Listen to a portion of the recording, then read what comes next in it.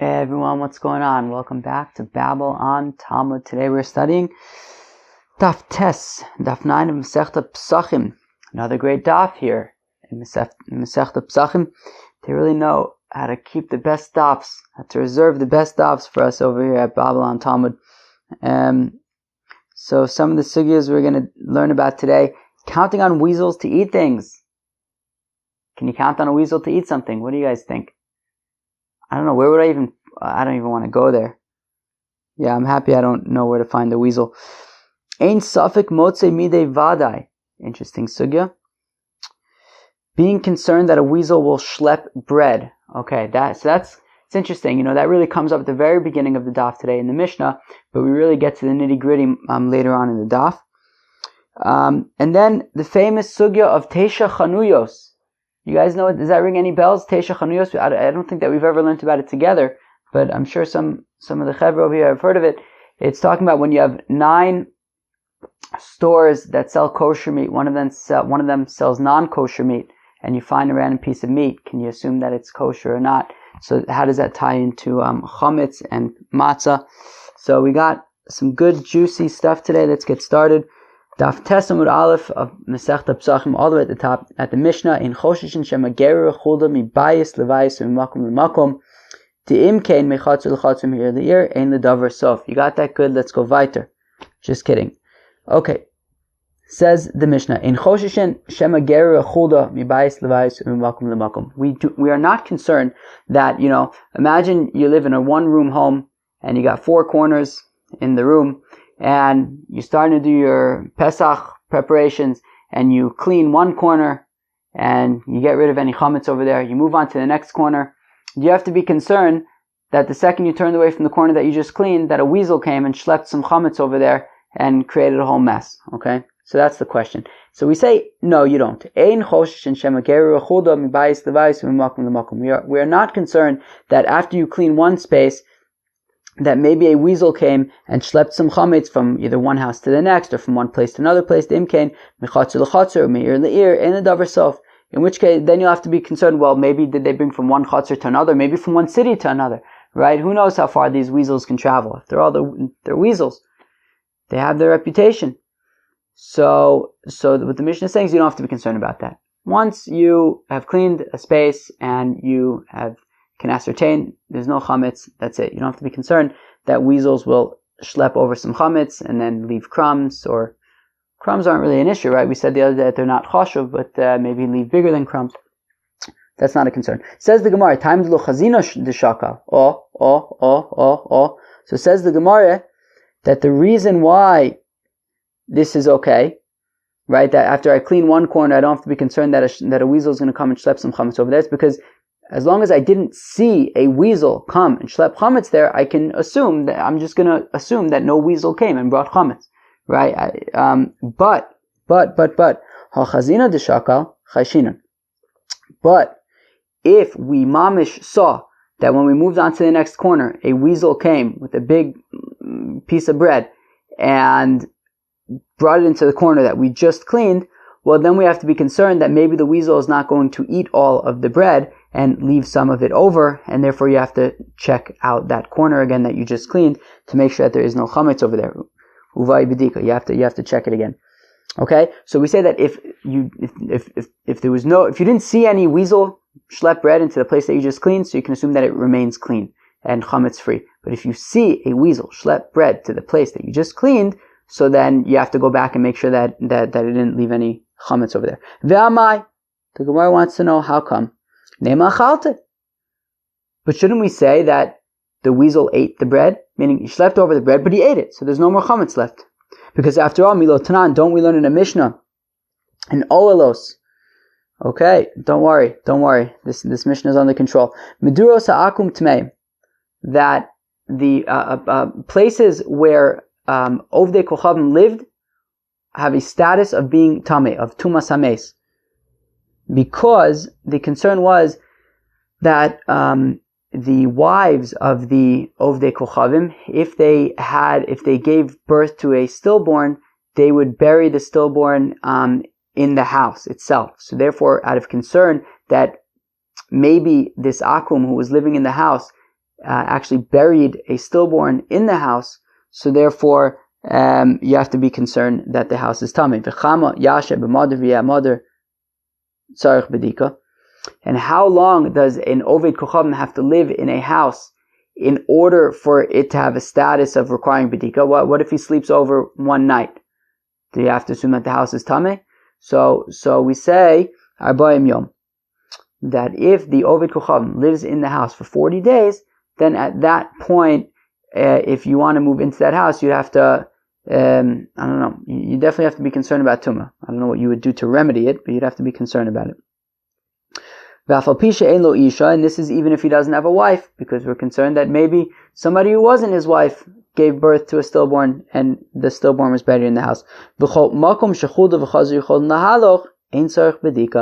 Now here's the important part for us, that however, if weasels and pigs are able, so any place where weasels and pigs would be able to access, and if there were to be a stillborn buried there, we can assume that the pig or the weasel would have eaten it, well then you don't have to check those places. I guess that's the remedy, right? The remedy is that it's tummy until you check the whole place and ascertain that there's no stillborn buried there. But we're saying that if a weasel or a pig would be, so any place in the house that a weasel or a pig would be able to access, you don't need to check those places, because the assumption is that if there was a stillborn buried there, then the weasel or the pig would have found it and eaten it.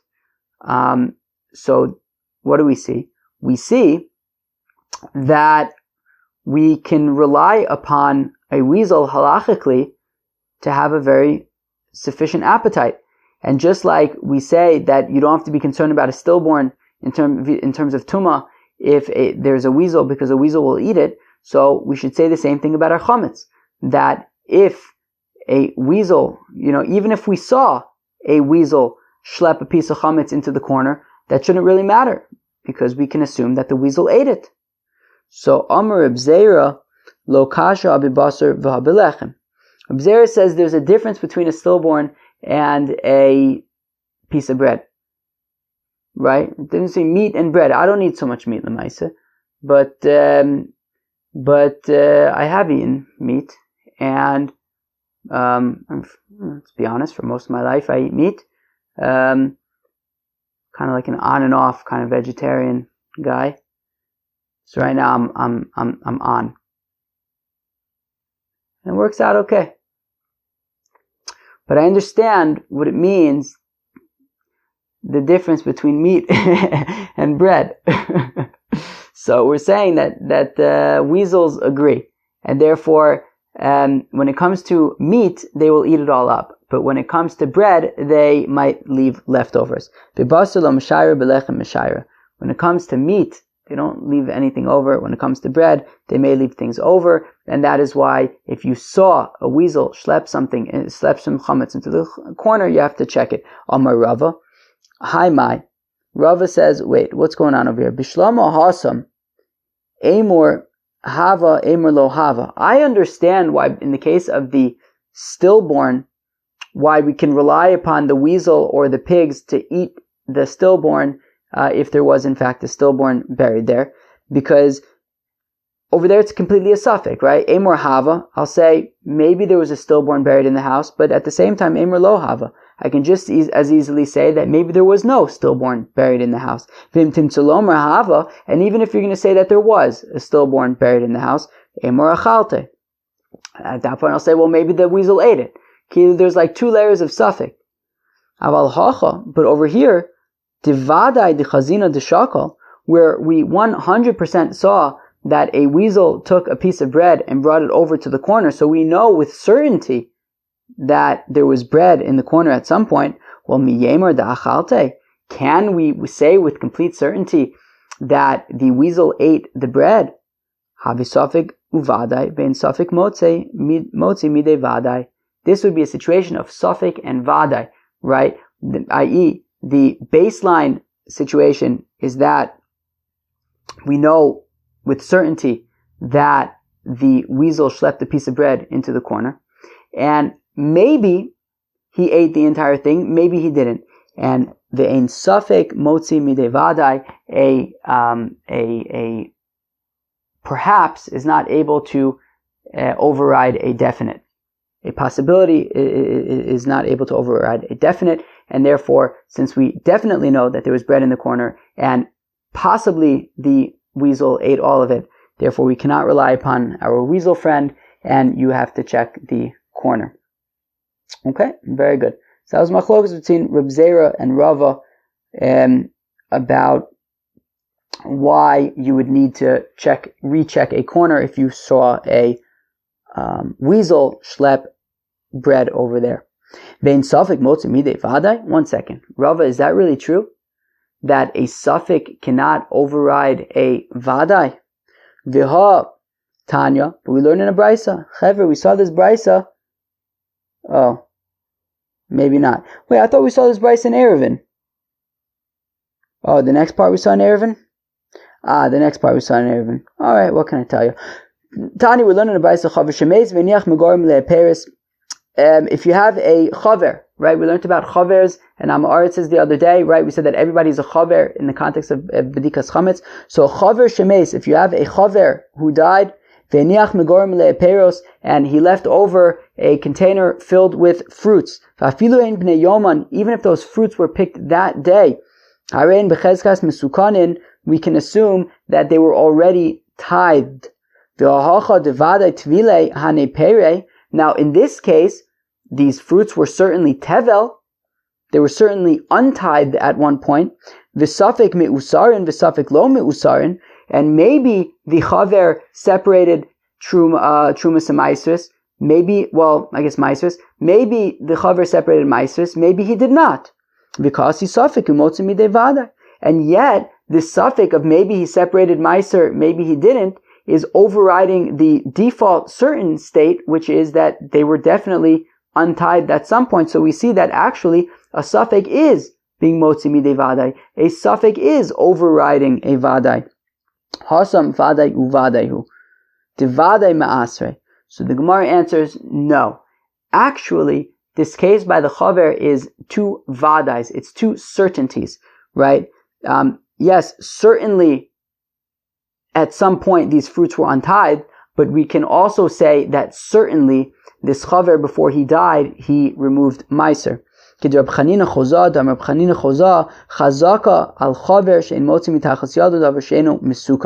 we have a chazaka. We can assume that a chaver will never, right? Somebody who's trusted in terms of meiser will never release anything from his hands that is not tithed, that is not fixed, that the meiser has not been separated from. And therefore we can assume that certainly these fruits have been tithed already.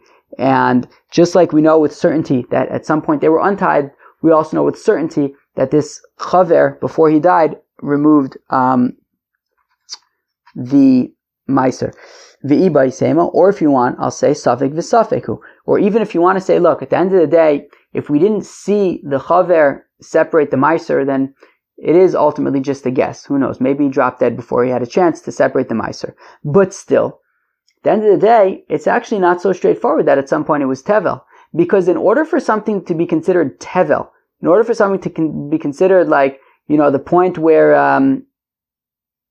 to get to the point where you mamish have to separate trumas and meiser, and if you don't, like you chayiv misa b'dei shamayim kazeh. So there's actually a few steps, right? You have to before something is mamish chayiv in trumas and meiser, and would be tevel and you'd be chayiv misa b'dei shamayim if you don't separate it. You have to do something called meiruach, right? You have to what's it called? Gemar malachto, I think, something like that. That basically there are certain things that you have to do in order to make this grain chayav in meiser. And that is that you have to do all the steps of processing it, and then the last step is putting it in a pile and flattening off the top of it, and that's what's called meiruach. Now, therefore, it is, after all, possible. Now, if you take the grain into your house before you go through all of the required steps of processing grain, well, then it's actually not going to be chayav midoraisa in trumas and meiser. It's like a loophole. right? If you just bring it in to your house before, doing all the steps of processing, so then you actually don't necessarily have to separate Trumas and Maasros, and it won't be considered Tevel. And therefore, you can argue that this produce was actually not a vaday Tevel, it's actually a safek Tevel, because there is the possibility that he could have brought this grain into his house before it finished all of its levels of processing, in which case it actually wouldn't be Tevel, right? Dilma meikara amor dilo tevile. Maybe I'll say that they actually never were Tevel. A person can be tricky when it comes to his grain, and he can bring it into his house with its like chaff, meaning when it's still not yet completely processed, so that his animal can eat from it in a kavua way, and that it will be potter from meiser. You won't have to separate meiser, and therefore,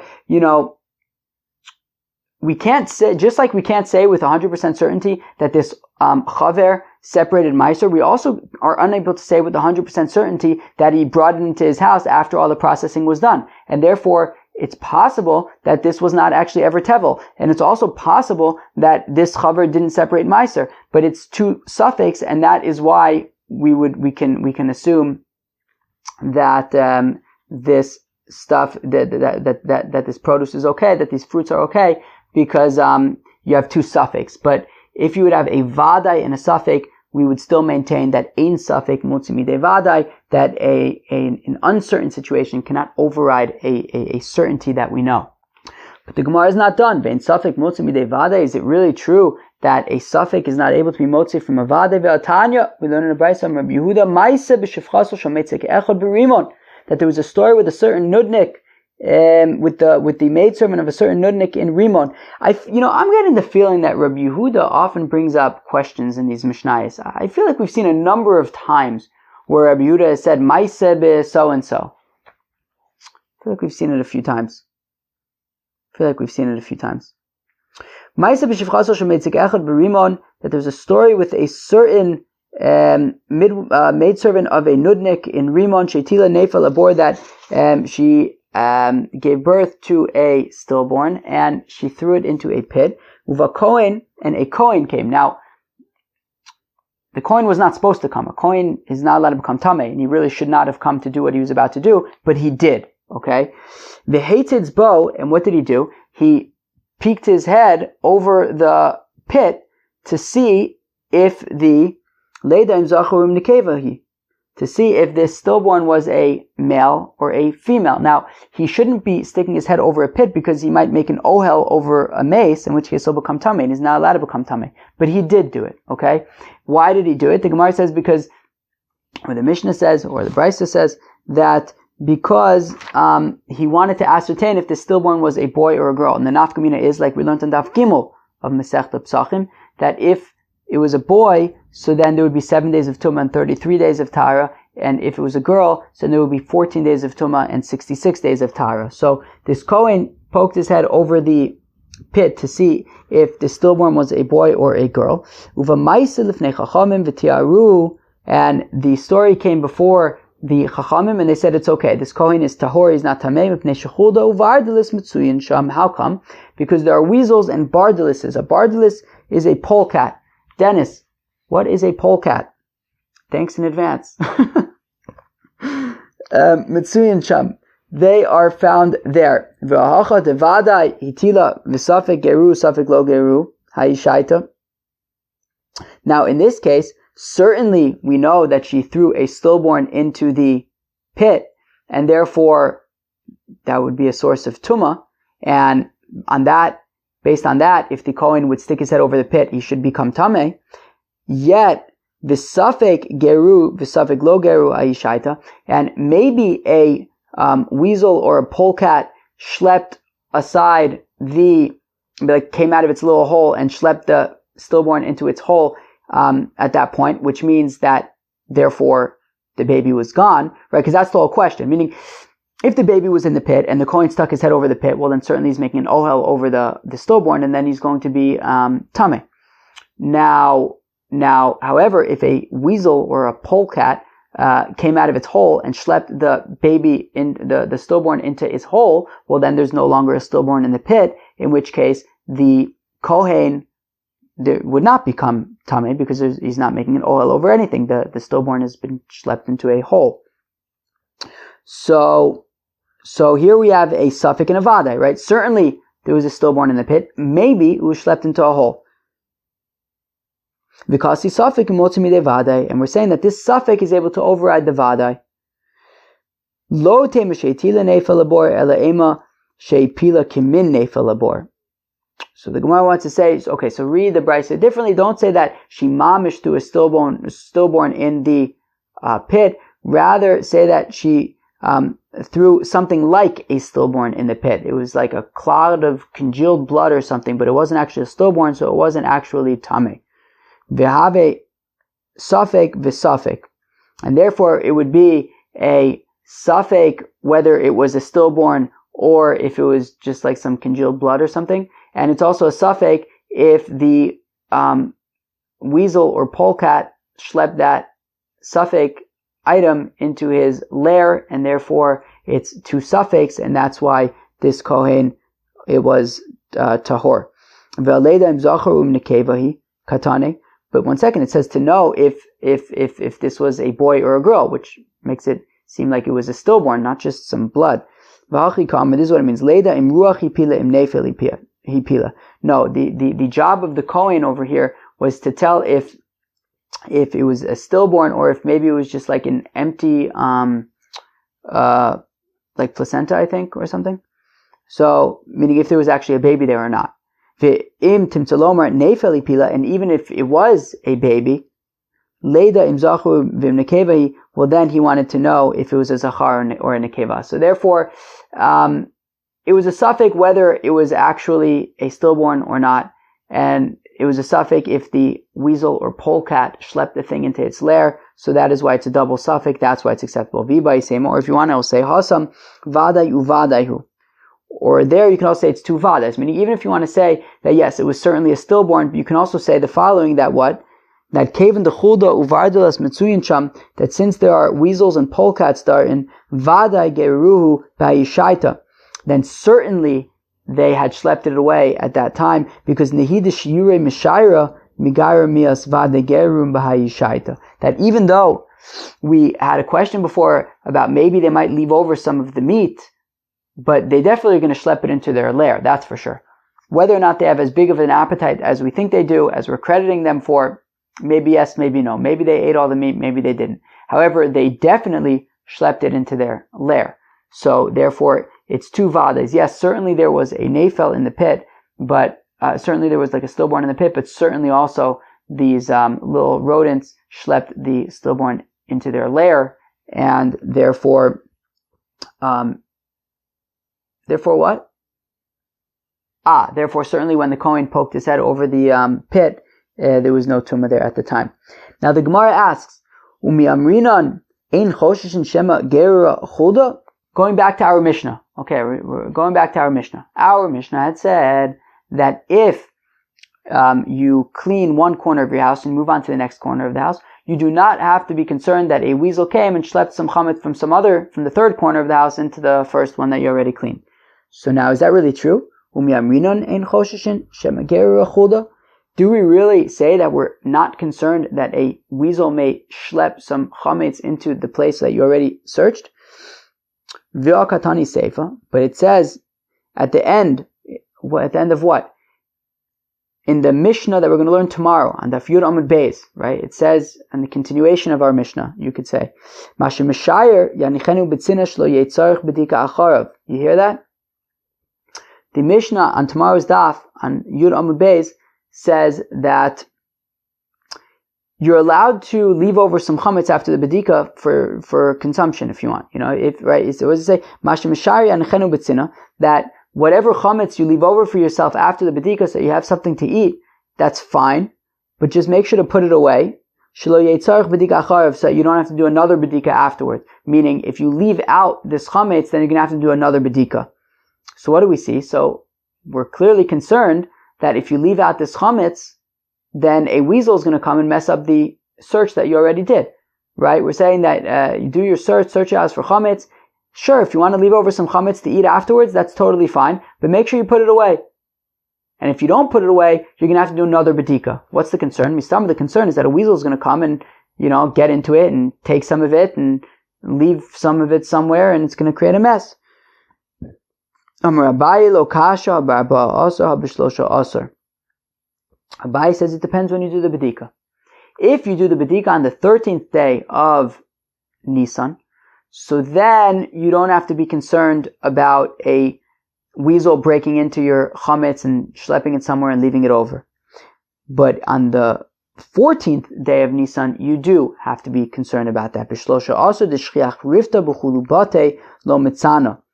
That on the 13th day of Nisan, where there's still plenty of chametz around because people haven't gotten rid of it yet, so the weasels haven't yet noticed that there's been a difference in the trend of chametz consumption in the Jewish houses.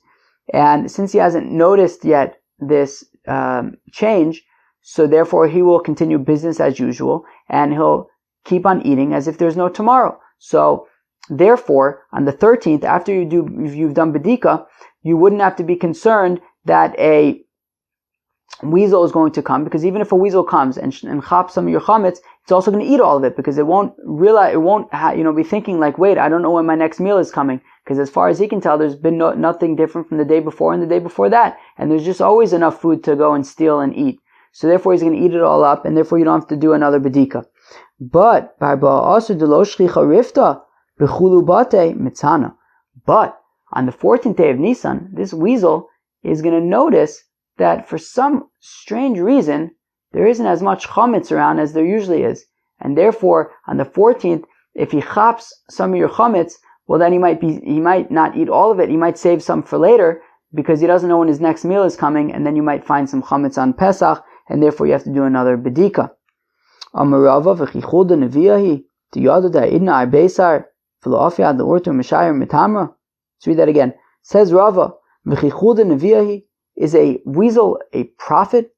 Diyada, that it knows da'idna arbesar, that today is the 14th v'lo'afiyad l'orta, nobody's going to be baking today until the night, mishayir mitamra, and it's going to say, wow, I should really make rations for myself, because when I don't know when I'm going to have any more food. No, weasels are not that attentive. They don't know that like Pesach is coming and people did bedika and there's not going to be bread around. So from that respect, there's no difference between the 13th and the 14th.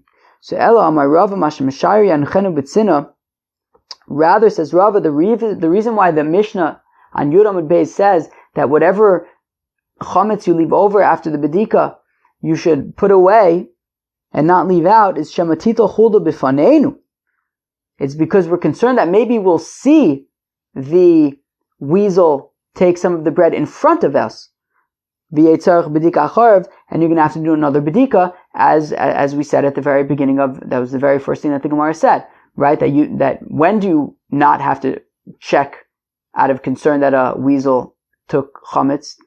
That's only if you didn't see a weasel take chametz. But if you saw a weasel take chametz to a place, well then you would have to check it again.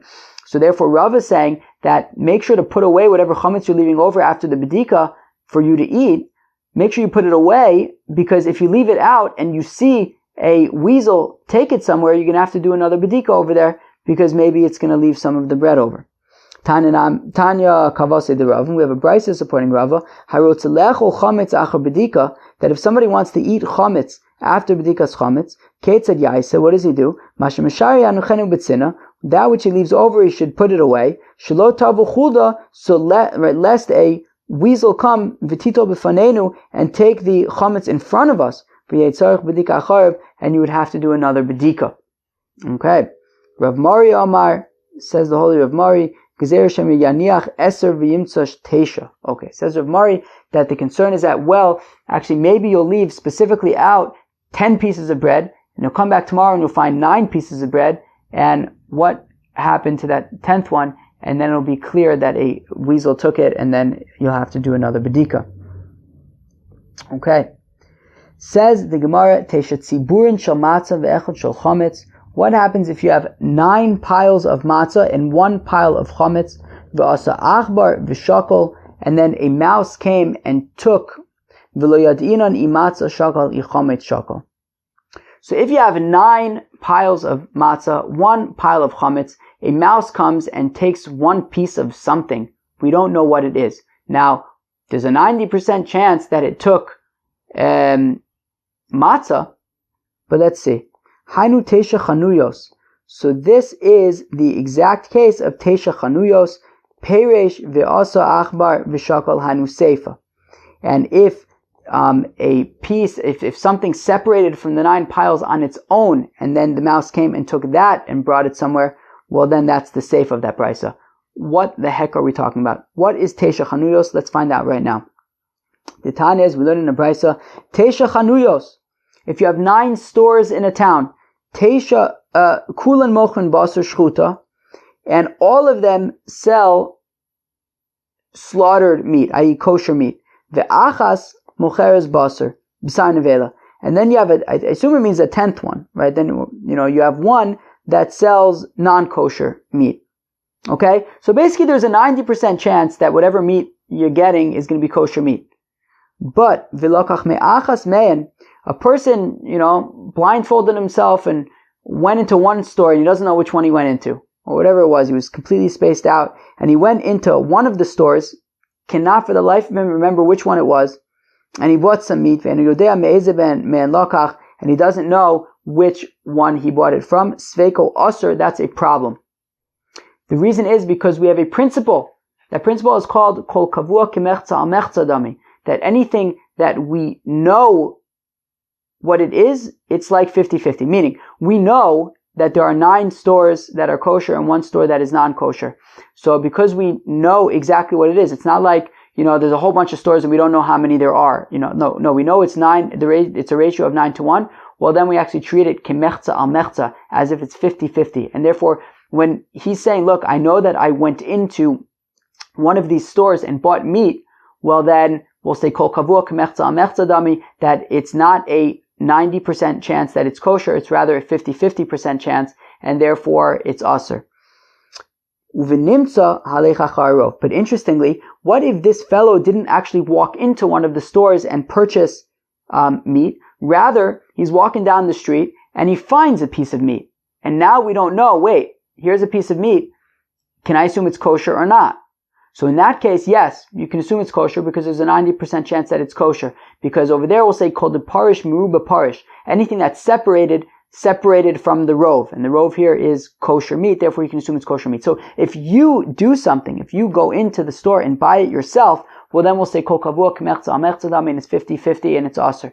But if you find it, well then we'll say anything that's separated from the majority, and we'll say that it is kosher. Now, back to our case. You have 9 piles of matzah and 1 pile of chametz, so it's the same thing. If we see the mouse that went and took from a pile, we don't know which pile it was, we'll say, kol kavua k'mechza al mechza dami, that there's a 50-50 chance that it's chametz or matzah, and therefore it's aser. However, if we just see a piece of something lying there, and we don't know where it came from, and then a mouse came and chopped it somewhere, and brought it somewhere, well then we'll say, kol the parish meruba parish, that anything that's separated from the majority, and we'll say that it is matzah, since 9 out of 10 were matzah. What if you have 2 piles? One of them is matzah, one of them is chametz. And in front of these 2 piles are 2 houses. One of the houses, they already did b'dikas chametz. One of the houses, they did not yet do b'dikas chametz. So the neat way to divide this up would be to say that, to associate the chametz pile with the house that did not yet do the bedika, and the matzah pile with the one that did do the bedika, in which case the house that didn't yet do bedika is still going to have to do bedika anyways. The house that already did bedika doesn't have to do a bedika, right? Because we'll say that the chametz went to the non-bedika, the matzah went to the bedika. Ba'asu shnei achbarim, came our 2 mouse friends. Echad shakol matzah, echad shakol chametz. One of them took from the matzah pile, one of them took from the chametz pile. V'le'adinan, hai lahai aisle, ve'hei lahai aisle. We don't know which mouse went into which house. So hainu shtei kupis. Well, this is the 2 boxes. The Tanyas, we learn in the brisa, shtei kupis, achas shel chulin, achas shel truma. If you have 2 boxes, one of them contains chulin, one of them contains truma. V'lifneim shnei sa'in, and in front of them are two containers. Achas shel chulin v'achas shel truma. One of them is chulin and one of them is truma. V'naflu elu l'soch elu, and then these containers fell into the larger containers. Mutarin, it's no problem. Shani omer, because I'll say chulin l'soch chulin naflu v'truma l'soch truma nafla. I'll say that the chulin fell into the chulin and the truma fell into the truma, and therefore I'll say the same thing over here, that the pile of chametz went into the non-bedika house and the pile of matzah went into the bedika house, nice and neat. But the Gemara says, wait a second, Amor de Amrinan Shani Omer Bitruma de Rabbanon B'chametz Doraisa Mi Amrinan. I'll say this thing that the truma went into the truma and the meiser went and the chulin went into the chumer. Whoa, what's chumer? I don't know. And the chulin went into the chulin. We'll say that by truma, which is derabanan. Super interesting. Rashi says the truma derabanan bisman hazeh. Wow. Rashi says that truma bisman hazeh is only derabanan. Very interesting. So therefore, since truma is derabanan, so therefore we have the sort of space to be able to say that the truma went into the truma and the chulin went into chulin. We're not concerned that maybe the truma went into the chulin. But by chametz, which is doraisa, we say the same thing, that the matzah went into the matzah house, into the checked house, and the chametz went into the non-checked house. So the Gemara says, wait a second. Atu b'dikas chametz doraisa? Is b'dikas chametz midoraisa? No, it's not. Derabanani. The midoraisa v'bitol ba'amas hagile. Midoraisa, as we said the other day, on when did we say this? Who could tell me? Tell me before I find it.